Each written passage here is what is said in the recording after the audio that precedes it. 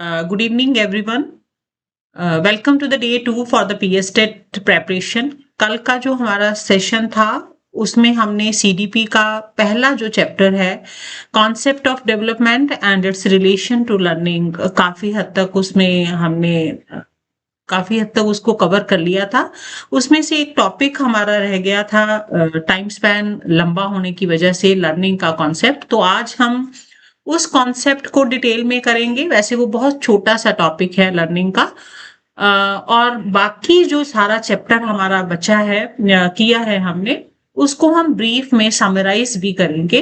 और साथ में आज ही के सेशन में हम इसी चैप्टर का जो क्वेश्चनियर है 10 क्वेश्चन का एक राउंड जो है वो आपको दूंगी, जिससे कि आपको पता चल जाए कि एग्जाम के दौरान कैसे क्वेश्चन जो है पूछे जा सकते हैं। और उम्मीद करती हूँ कि कल का सेशन आपने अच्छी तरह से सुना होगा, उसको ग्रैस्प किया होगा, उसको रिवाइज भी किया होगा, ताकि कोशिश करना कि क्वेश्चन जो है वो अपने आप सॉल्व करने की आप प्रैक्टिस करना है ना, कोशिश करना आप। तो स्टार्ट करते हैं, टाइम वेस्ट नहीं करते। आज का सेशन हम 20 से 25 मिनट्स के बीच में कवर करने की कोशिश करेंगे। तो स्टार्ट करते हैं कॉन्सेप्ट लर्निंग का, कि लर्निंग क्या है और लर्निंग का रिलेशन क्या है डेवलपमेंट के साथ। अब डेवलपमेंटल चेंजेस जो आती हैं वो बच्चे में अपने आप हेरिडिटी फैक्टर से भी आती हैं, है ना। जीन्स हमने लिए होते हैं अपने पेरेंट्स से, और एनवायरमेंटल फैक्टर भी उसको इफेक्ट करते हैं। लेकिन जब ये डेवलपमेंटल चेंजेस आती हैं तो ये जो डेवलपमेंटल चेंजेस है इनको एनहांस करने के लिए एक हमारे पास प्रैक्टिस है। That practice is called learning. तो लर्निंग इज क्या है लर्निंग? कि लर्निंग इज अ एक्सरसाइज। ये एक तरह की एक्सरसाइज है, ये एक तरह की प्रैक्टिस है जो हमें परफेक्शन दिलाती है किसी भी काम में, है ना। जैसे कि आप एक्सरसाइज करो तो बच्चे के मसल्स बनते हैं। एक्सरसाइज करके आप स्किल जो है कोई भी सीख सकते हो। आप डांस में परफेक्शन कर सकते हो, बार बार प्रैक्टिस करके आपका टीचिंग प्रोफेशन जो है वो परफेक्शन में ला सकते हो। तो practice makes the man perfect वाली बात। तो लर्निंग क्या है? एक एक्सरसाइज है जिसको बार बार हम करते हैं। तो बार बार करने से हमारे अंदर जो चेंजेस आती हैं वो डेवलपमेंटल चेंजेस हैं। तो हम ये कह सकते हैं कि अगर हम रिलेशन कर रहे हैं लर्निंग का डेवलपमेंट के साथ, तो इसको समझने की कोशिश करो कि आप प्रैक्टिस कर रहे हो किसी टॉपिक में, है ना। सपोज हम इसी टॉपिक की बार बार प्रैक्टिस करते हैं, तो बार बार प्रैक्टिस से हमारे अंदर क्या होएगा? एक स्किल डेवलप हो जाएगी, बोलने की स्किल डेवलप हो जाएगी, किसी को टॉपिक समझाने की स्किल डेवलप हो जाएगी। तो ये चेंजेस डेवलप हो रही हैं। तो लर्निंग जो है दैट अवेकन्स द डेवलपमेंट और इट ड्राइव्स द डेवलपमेंट। कह लो कि पुशअप करती है डेवलपमेंटल चेंजेस को। लर्निंग जो है वो एनहांस करती है, अवेकन करती है। लेकिन ऐसा बिल्कुल नहीं है कि अगर कोई बच्चा अंडर डेवलप्ड है, या अगर कोई बच्चा स्लो डेवलप हो रहा है, या उसकी डेवलपमेंट हो ही नहीं रही आइदर फिजिकल और मेंटल, तो उसको लर्निंग बिल्कुल भी एनहांस नहीं कर सकती। लर्निंग एनहांस जरूर करेगी, लेकिन लर्निंग उसको मतलब डेवलपमेंट जो है that should be the base, that is the base for learning. Learning के लिए बेस हमारा डेवलपमेंट है। बच्चा थोड़ा सा डेवलप हुआ होगा तभी हम उसको प्रैक्टिस करा पाएंगे, है ना। बच्चे में डेवलपमेंटल चेंजेस आई होंगी, वेदर इट इज कॉग्निटिव और द फिजिकल। तो अगर वो डेवलपमेंटल चेंजेस आई हैं तभी हम प्रैक्टिस करके करवा के या एक्सरसाइज करा के उसको उस चेंजेस को परफेक्शन दिला सकते हैं, डेवलपमेंटल चेंजेस को एनहांस कर सकते हैं। अदरवाइज फिजिकल डेवलपमेंट और मेंटल डेवलपमेंट अगर किसी बच्चे की स्लो है तो इसका लर्निंग पे इफेक्ट पड़ता है। लेकिन हाँ, ये जरूर है कि अगर कोई बच्चा स्लो डेवलप हो रहा है तो उसको बार बार प्रैक्टिस कराई जाए तो उसकी जो डेवलपमेंटल चेंजेस है उनको एनहेंसमेंट मिल सकती है, वो अवेकन हो सकते हैं। तो लर्निंग जो है हम मतलब ये कह सकते हैं कि development form the base for the learning. Development बहुत जरूरी है, डेवलपमेंटल चेंजेस लर्निंग के लिए बेस देती है लर्निंग को डेवलपमेंट, लेकिन लर्निंग जो है उसी डेवलपमेंट को एनहांस कर रही है। So it means learning and development are two way street है। It is a two way street कि एक उसको बेस दे रही है, दूसरी उसको पुशअप कर रही है, दूसरी उसको ड्राइव कर रही है। Learning drive the development and development forms the provide the base to the learning. Hope समझ आ गया होगा कि हम छोटी सी एग्जांपल से इस कॉन्सेप्ट को समझने की कोशिश करते हैं कि ये जो जरूरी क्यों है, लर्निंग का रिलेशन डेवलपमेंट के साथ पढ़ना जरूरी क्यों है। और स्पेशली ये जो इन सर्विस टीचर्स हैं, जो टीचर्स बन गए हैं, उनके लिए भी ये टॉपिक बहुत जरूरी है कि जब तक हमें पता ही नहीं चलेगा कि बच्चे की डेवलपमेंट का रेट क्या है, तब तक हम उसको लर्निंग नहीं करा सकते। हर बच्चे का रेट ऑफ डेवलपमेंट क्योंकि डिफरेंट है, सो इसलिए हर बच्चे को लर्निंग कराने का, प्रैक्टिस कराने का, एक्सपीरियंस करवाने का, एक्सरसाइज कराने का मेथड भी अलग अलग है। तो इसलिए इस टॉपिक को समझना हमारे लिए बीइंग अ टीचर बहुत जरूरी है कि डेवलपमेंट के रेट के हिसाब से हम बच्चे को लर्निंग जो है वो करवा सकते हैं। ठीक है, जैसे अगर क्लास में कोई बच्चा क्विक लर्नर है तो उसको आप थोड़ी सी भी प्रैक्टिस कराएं तो उसकी डेवलपमेंटल चेंजेस, उसके जो एक्शंस हैं वो एनहांस हो सकते हैं, परफेक्शन उसको जल्दी आ सकती है। लेकिन एक बच्चा जिसका रेट ऑफ डेवलपमेंट स्लो है तो उसको हमें ज्यादा प्रैक्टिस करानी पड़ेगी, ज्यादा टाइम डिवोट करना पड़ेगा, ज्यादा एक्सरसाइज करानी पड़ेगी उसको परफेक्शन। वो भी परफेक्शन वो भी ले सकता है, एक स्लो लर्नर भी ले सकता है, एक स्पीड फास्ट लर्नर जो है वो भी ले सकता है परफेक्शन। लेकिन रेट क्योंकि डेवलपमेंट का दोनों में डिफरेंट है, तो हमें लर्निंग का जो प्रैक्टिस का जो रेट है उसको भी चेंज उसके बच्चे के हिसाब से करना पड़ता है। तो that is the relation of the learning to the development. अब हम समराइज कर लेते हैं चैप्टर को कि इस चैप्टर में हमने करा क्या है। सबसे पहले हमने पढ़ा कि डेवलपमेंट क्या है। It is the quantitative and the qualitative changes, continuous process है, थ्रू आउट द लाइफ होती रहती है डेवलपमेंट, और ये एक ऑर्डर्ड मैनर में होती है। पहले इन्फेंट स्टेज आती है, साथ में स्टेज हम समराइज कर लेते हैं। पहले इन्फेंट स्टेज आती है, देन हमारे पास चाइल्डहुड की एज आती है, एडोलेसेंट और एडल्टहुड का पीरियड आता है। और इस डेवलपमेंट में टाइप क्या आ जाती है, फिजिकली भी बच्चा डेवलप होता है, कॉग्निटिव डेवलपमेंट मतलब मेंटल एबिलिटीज भी उसकी डेवलप होती हैं, सोशल में सोसाइटी में रहना वो सीखता है, इमोशंस डेवलप होती हैं, मॉरल वैल्यूज उसकी डेवलप होती हैं, लैंग्वेज डेवलप होती है। तो that are the types of development.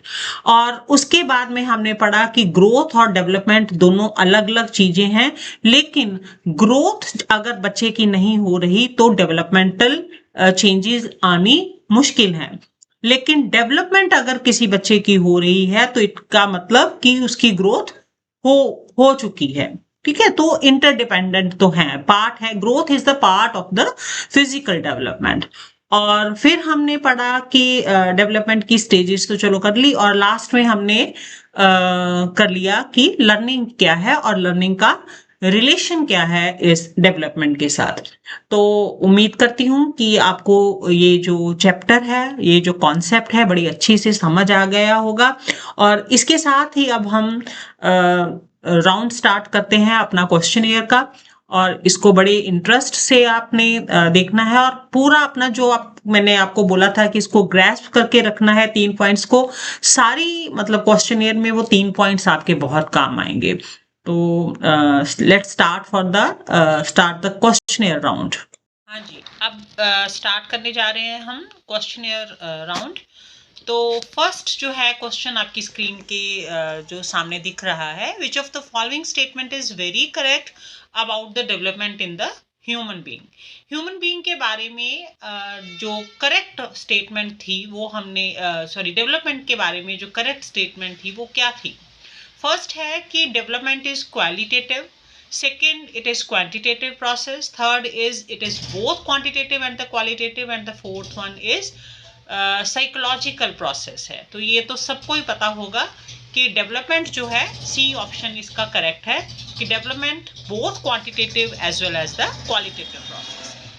Next question है what is one of the goal of using a balanced approach in study plan for development and learning. हम development और learning की बात साथ साथ क्यों करते हैं, बैलेंस्ड अप्रोच क्यों है, क्यों, इसका गोल क्या है बैलेंस्ड अप्रोच दोनों में रखने का? To limit the resources used, ताकि हम रिसोर्सेज कम से कम यूज कर पाएं। To ensure thorough preparation and deep understanding, thoroughly अगर प्रिपेयर करना है, हमने थॉरोली प्रिपरेशन हो सके और टॉपिक की अंडरस्टैंडिंग अच्छे से हो सके। To focus solely on the video content, सिर्फ वीडियो कंटेंट पे डिपेंड करना कि टू अवॉइड द असेसमेंट। तो ऑब्वियसली है, मैंने आपको बोला था कि लर्निंग का कॉन्सेप्ट जो है टीचर के लिए रिलेशन डेवलपमेंट और लर्निंग की पढ़नी बहुत ज़रूरी है, चाहे वो इन सर्विस टीचर हैं या आप बनने वाले हो टीचर।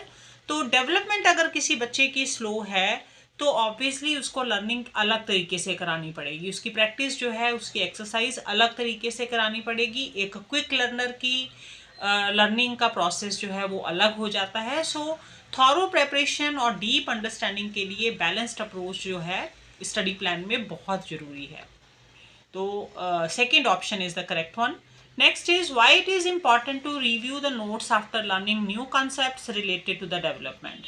डेवलपमेंट के जो नए कॉन्सेप्ट है, जब आप उसको सीख लेते हो, डेवलपमेंट के बारे में आपने सीख लिया, तो नोट्स को बार बार रिवाइज करना जरूरी क्यों हो जाता है? टू मेमोराइज एवरीथिंग, कि याद करना है, क्रैम करना है आपने विदाउट अंडरस्टैंडिंग।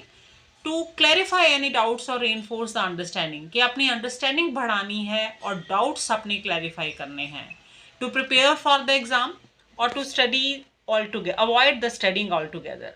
पढ़ाई को अवॉइड करना चाहते हो, एग्जाम के लिए प्रेपरेशन करना चाहते हो, कि अपने डाउट्स क्लैरिफाई करना चाहते हो और अंडरस्टैंडिंग करना चाहते हो? तो मेरे अकॉर्डिंग बी ऑप्शन जो है करेक्ट है कि हम बार बार नोट्स को रिवाइज किस लिए करते हैं, ताकि हम अंडरस्टैंडिंग अच्छे से कर सकें, डाउट्स जो है हमारे क्लियर हो जाएं। नेक्स्ट क्वेश्चन है, नेक्स्ट क्वेश्चन कंप्लीट नहीं है, सो हम इसको स्किप करते हैं। नेक्स्ट क्वेश्चन है Babita has the appropriate weight and height for her age. उसकी हाइट और वेट अच्छी है अपनी एज के हिसाब से। She has also well developed language ability to communicate with everyone, हर के साथ बात करने के लिए लैंग्वेज डेवलपमेंट भी उसकी हुई है काफ़ी अच्छे से। All love her and she has a positive self esteem. तो इसका मतलब क्या है? डेवलपमेंट को रिलेटेड है, ओके, ओनली इमोशनल है डेवलपमेंट उसकी, सोशल चेंजेस आ रही हैं सिर्फ उसमें, कि मैच्योरेशन और लर्निंग है? No, the correct option is development इसमें को रिलेट हो रही है, कि हाइट और वेट बढ़ रहा है क्योंकि उसकी फिजिकल डेवलपमेंट अच्छे से हो रही है, इसलिए बच्चे में लैंग्वेज एबिलिटी भी अच्छे से हो रही है, उसकी इमोशनल डेवलपमेंट भी अच्छे से हो रही है, सेल्फ एस्टीम भी बच्चा कर रहा है क्योंकि डेवलपमेंट को रिलेट कर रही है। नेक्स्ट इज असर्शन है high level of empathy in the children are often observed in those whose parents actively teach and model empathetic behavior। जो बच्चों के पेरेंट्स बच्चों को सिखाते हैं, एक्टिवली इन्वॉल्व होते हैं बच्चों के साथ और मॉडल एम्फेथेटिक बिहेवियर उनमें डालते हैं, दिखाते हैं उनको as a model, role model उनका बनता है, तो वो बच्चे जो हैं उनमें एम्पैथी का लेवल ज़्यादा होता है। ये असर्शन है। तो असर्शन तो इट्स ओके, ट्रू है। सेकंड है कि रीज़न इसने दिया कि ये मैंने स्टेटमेंट इसलिए ये दी है कि इसका रीज़न है कि empathy is solely a learned behaviour, सिर्फ सीखने वाली प्रोसेस है ये एम्पैथी। मॉरल एम्पैथी जो है that is completely dependent on the environmental influences। No, reason is false। so assertion इस statement जो है true है, लेकिन reason इसका false है। how does the concept of development influence the learning process in individual? ये भी लास्ट में हमने जब टॉपिक डिस्कस किया है, तो अभी स्टार्टिंग में सॉरी, तो CDP के कॉन्सेप्ट में जो डेवलपमेंट का कॉन्सेप्ट है ये लर्निंग प्रोसेस को कैसे इफेक्ट करता है, क्या हमने उसको रिकॉल करो हमने क्या कहा कि डेवलपमेंट के हिसाब से अपने लर्निंग प्रोसेसेस करवानी है। तो क्योंकि लर्निंग प्रोसेस के लिए बेस जो है वो किसने बनाना है, डेवलपमेंट ने। अगर लर्निंग जो है वो डेवलपमेंट को एनहांस कर सकती है, लेकिन बच्चे की डेवलपमेंट हुई होनी चाहिए। तो पहला बात है कि development stages dictates the type of learning activities that can be effectively employed. ये कह रहे हैं कि कैसे इफेक्ट करती है डेवलपमेंट लर्निंग प्रोसेस को, कि डेवलपमेंट ही हमें बताती है कि लर्निंग एक्टिविटीज़ हम कैसी अडॉप्ट करेंगे, कैसी एम्प्लॉय करेंगे, ताकि बच्चा जो है उसमें डेवलपमेंटल चेंजेस फास्ट हो सके और एनहांस हो सके। सो पहली ही स्टेटमेंट करेक्ट है। फिर भी हम नेक्स्ट पढ़ लेते हैं। Development has no significant impact on learning process. Development का कोई सिग्निफिकेंट इफेक्ट नहीं है लर्निंग पे, कोई रिलेशन नहीं है। ये सिर्फ एकेडमिक परफॉर्मेंस को अफेक्ट करती है और सोशल इंटरेक्शन को इफेक्ट करती है। ये तो तीनों ही गलत हो गए। डेवलपमेंट बेस बना रही है लर्निंग का, कि अगर बच्चे में डेवलपमेंट अच्छी हो रही है, रेट ऑफ डेवलपमेंट अच्छी है, तो उसके लिए लर्निंग प्रोसेस हम स्पीड अप कर सकते हैं। प्रैक्टिस उसको कम करवा सकते हैं, वो परफेक्शन कम प्रैक्टिस से भी ले लेगा। लेकिन अगर बच्चा स्लो लर्नर है, स्लो स्पीड है उसकी डेवलपमेंट की, तो फिर उसको लर्निंग के लिए उसको प्रैक्टिस जो है ज़्यादा करानी पड़ेगी ताकि उसको परफेक्शन आ जाए। So first statement is correct one. तो ये तो क्वेश्चन हो गए आपके। एक दो क्वेश्चन हम और देखेंगे।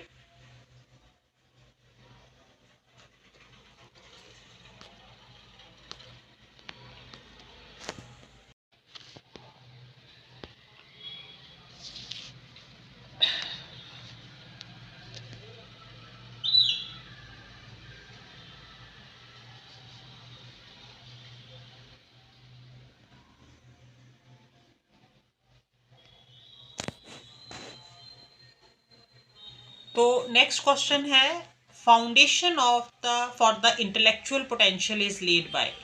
इंटेलेक्चुअल पोटेंशियल जो है, ब्रेन की जो आपका पोटेंशियल है, वो उसकी फाउंडेशन कहाँ से रखी जाती है। मतलब ब्रेन आपका कैसा डेवलप हुआ है, वो कौन डिसाइड करता है। फाउंडेशन, एनवायरनमेंट, हेरिडिटी, मोटिवेशन और इंटरेस्ट। आपकी ब्रेन की जो जीन्स होते हैं वो हेरिडिटी आपको मिलते हैं आपके पेरेंट्स से। हाँ, एनवायरनमेंट उसको इन्फ्लुएंस कर सकता है, उसको एनहांस जरूर कर सकता है। सो फाउंडेशन जो है आपकी मेंटल एबिलिटी की, वो रखी जाती है from the this one, from the heredity. तो करेक्ट ऑप्शन जो है वो हमारा हेरिडिटी है। तो नेक्स्ट क्वेश्चन है हमारे पास, which of the following best describe the relationship between development and learning. Development और लर्निंग में बेस्ट कौन सी स्टेटमेंट इनका रिलेशन जो है बेस्ट डिस्क्राइब करती है। Learning occurs independently of development. Learning अपने आप हम सीखते हैं, इसका डेवलपमेंट के साथ कोई रिलेशन नहीं है। हम प्रैक्टिस जिसको मर्जी बच्चे को जितनी सब बच्चे को आराम से एक जैसे हम डील करते हैं लर्निंग प्रैक्टिस के लिए।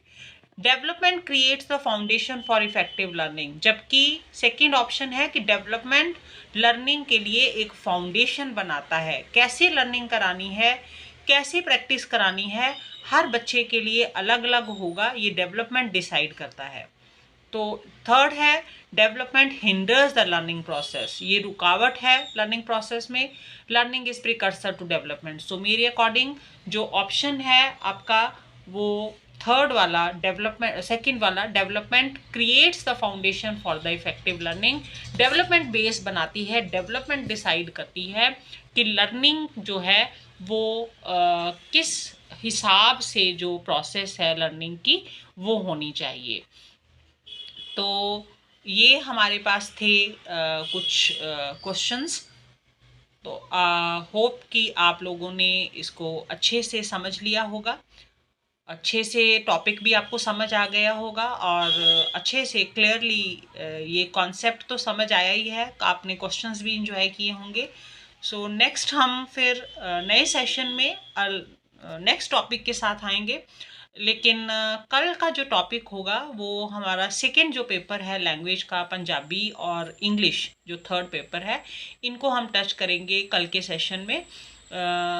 मॉर्निंग के सेशन में हम लैंग्वेज लेते हैं पंजाबी की, और इवनिंग के सेशन में हम लेंगे इंग्लिश लैंग्वेज की क्लासेस जो हैं, ताकि इसको सीडीपी को आपको रिवाइज करने का टाइम मिल जाए, आपके डाउट्स क्लियर करने का आपको टाइम मिल जाए। तो फिर उसके बाद में हम टीचिंग सब्जेक्ट्स पकड़ेंगे, जहाँ फिर नेक्स्ट जो सेशन होगा उसमें हम फिर दोबारा से सीडीपी के नेक्स्ट जो टॉपिक है सेकंड चैप्टर जो है उसके साथ हम स्टार्ट करेंगे। तो होप आपको इंटरेस्ट क्रिएट हो गया होगा अब तक। तो thanks for watching and wait for the next session. Thank you.